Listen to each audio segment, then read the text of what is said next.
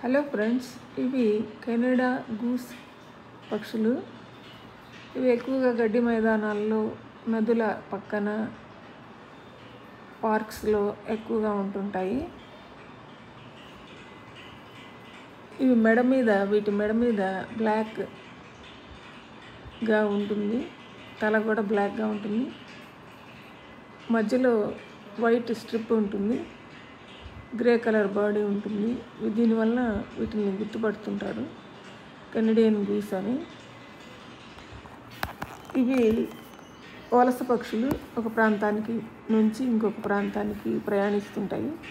వెళ్ళేటప్పుడు అవి అన్నీ కలిసి వి ఆకారంలో కనిపిస్తాయి మనకి కింద నుంచి చూసినప్పుడు. చూడండి ఎలా ఉన్నాయి. అక్కడక్కడ ఇవి యూఎస్లో కనిపిస్తూ ఉంటాయి రోడ్ సైడ్లో.